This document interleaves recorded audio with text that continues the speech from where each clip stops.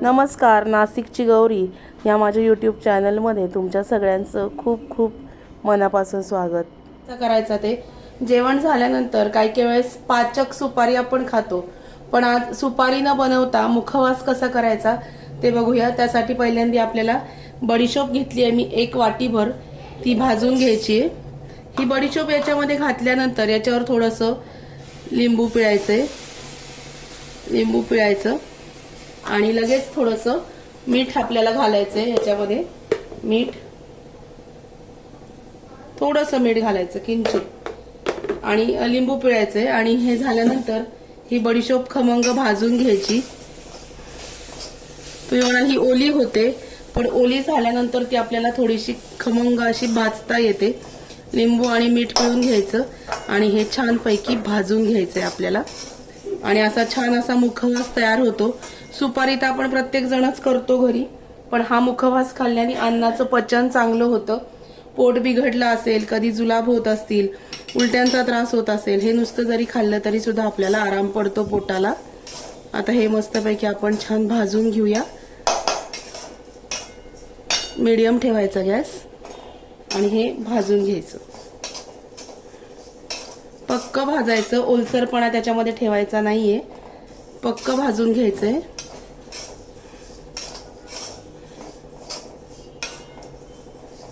आणि बरेच लोक याच्यामध्ये हळद आणि लिंबाचं पाणी घालतात. हळद वगैरे मी घातलेली नाहीये, फक्त लिंबू पिळून थोडंसं मीठ याच्यामध्ये घातलंय. हे पक्क भाजून घ्यायचं.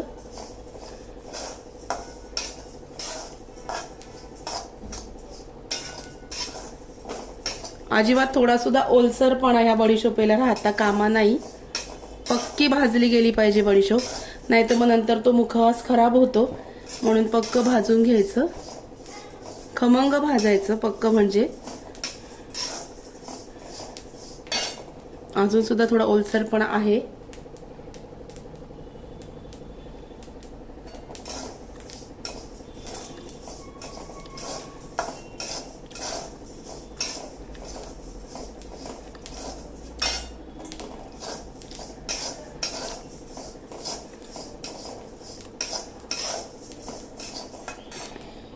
आता ही बडीशोप मी पक्की भाजून घेते आणि मग बोलते तुमच्याशी परत. हे बघा, ही बडीशोप आता छान मस्तपैकी भाजली गेली आहे. याचा रंग सुद्धा बदललेला आहे. एवढी खमंग बडीशोप भाजून घ्यायची. आता ही भाजलेली बडीशोप आहे, ही आपण एका भांड्यामध्ये काढून घेऊया. पूर्ण पक्की बडीशोप मी भाजली आहे. गॅस बारीक आहे, मीडियम गॅसवर भाजलेली आहे. भाजलेली बडीशोप मी एका थाळीमध्ये काढून घेते. मग याच्यामध्ये मी घालणार आहे धणा डाळ. 1 वाटी बडीशोप, 1 वाटी धणा डाळ. याच्यामध्ये सुद्धा आपल्याला लिंबू पिळायचंय, लिंबू आणि मीठ घालायचंय. लिंबू पिळलं मी आणि मीठ घालायचं लगेच.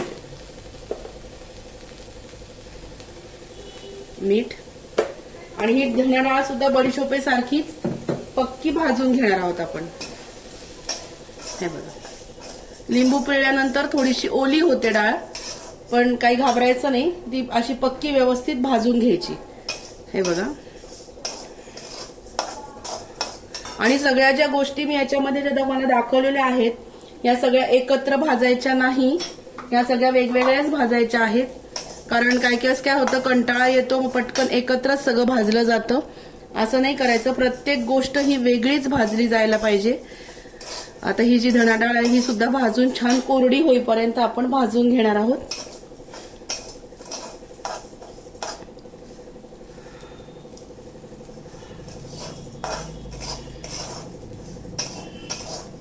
कारण जेवणानंतर काही वेळेस जड वाटतं, पोट जड होतं, काही वेळेस जेवण जड पडतं, मग काहीतरी पाचक असायला पाहिजे. म्हणून हा जो मी प्रकार तुम्हाला आज दाखवणार आहे, हा अतिशय औषधी आणि गुणकारी आहे. जेवण झाल्यानंतर अर्धा चमचा जरी तुम्ही खाल्लं तरी अन्न छान पचन होतं. याच्यामुळे धणा डाळ पण छान कोरडी करायची भाजून भाजून.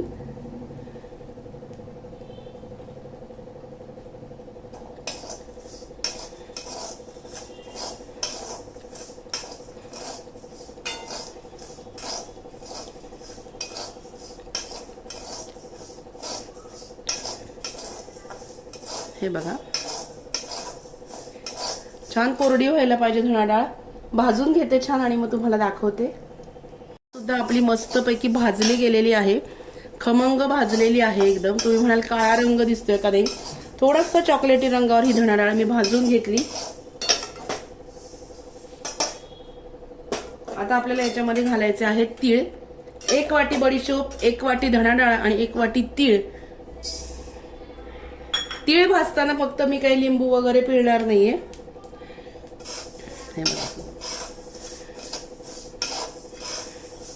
तीळ छान भाजून घ्यायचे आणि 3 वाट्या, ह्या वाट्यांप्रमाणे 3 वाट्या जर समप्रमाणात बडीशोप, धणा डाळ आणि तीळ घेतले तर अगदी छोटी वाटी, अर्धी छोटी वाटी ओवा घ्यायचा आहे आपल्याला.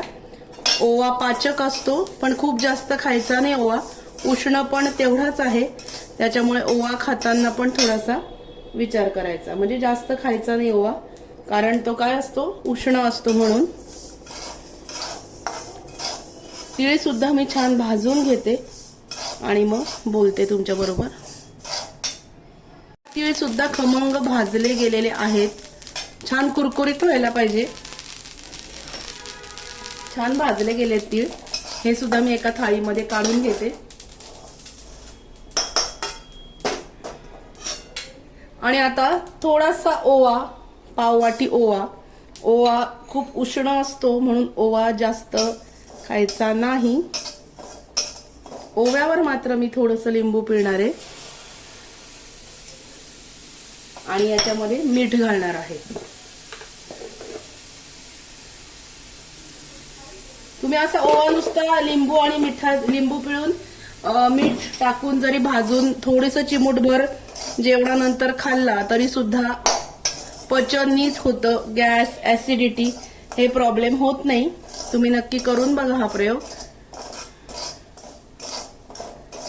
हे असा मुखवास, पाचक म्हणूया आपण त्याला, असं एका बरणीत भरून ठेवून द्यायचं जेवण. आणि खिडकीतच ठेवायचं किंवा आपल्या डायनिंग टेबलवर ठेवायचं, जेणेकरून जेवण झाल्यानंतर तिथे लक्ष जाईल आणि पटकन थोडंसं ते खाल्लं जाईल आणि आपलं जेवलेलं जे अन्न आहे याचं पचन नीट होईल. म्हणून हे आपण करत आहोत. माझ्याकडे दरवेळेस हे बरणीमध्ये भरून ठेवलेलं असतं, पण काही वेळेस मी हे काय करते, सगळं भाजून घेते आणि त्याची बारीक पूड करून घेते. पण यावेळेस म्हटलं आपण असंच करूया. असं सुद्धा बनवते मी, त्यानिमित्ताने हा व्हिडिओ तुमच्याबरोबर शेअर होईल म्हणून. ओवा सुद्धा छान भाजून घ्यायचा.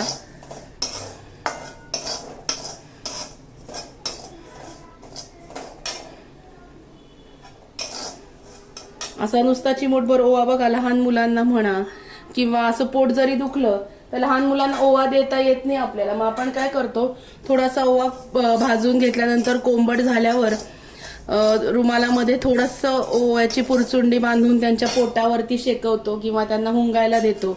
अगदी कोंबट झाल्यानंतर, गरम नाही. आणि मोठ्या माणसांना सुद्धा जर कधी पोटाचा प्रॉब्लेम आला तरी सुद्धा चिमूटभर ओवा आणि गरम पाणी जर आपण घेतलं तर खूप फरक पडतो. तर मग त्या म्हटलं एवढे सगळे कुटाणे करण्यापेक्षा आपण हे पाचकच बनवून ठेवावं. हे बघा, ओवा पण छान भाजला गेलेला आहे. आता मी गॅस बंद करते आणि हे सगळं एका डिश मध्ये काढून घेते.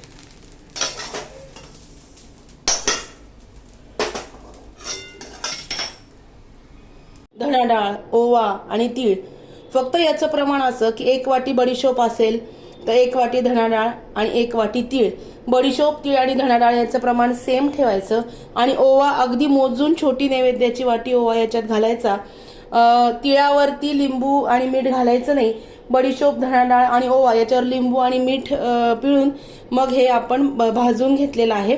असा आपला मुखवास तयार आहे. हा गार झाल्यानंतर एखाद्या काचेच्या बरणीमध्ये भरून ठेवायचा आणि रोज जेवण झाल्यानंतर अर्धा चमचा जरी खाल्लं तरी आपलं पचन हे व्यवस्थित होतं. तर हा मुखवास, आजची मुखवास रेसिपी कशी वाटली ते मला नक्की कळवा. हे बघा, असं भाजून घेतलंय पक्क. आणि व्हिडिओ आवडला असेल तर व्हिडिओला लाईक करा, शेअर करा, सबस्क्राईब करा. भेटूया परत अशा नवीन व्हिडिओमध्ये नवीन विषयाबरोबर उद्याला. तोपर्यंत हे नक्की ही रेसिपी ट्राय करून बघा आणि मला कमेंट करून कळवा. Bye bye, take care.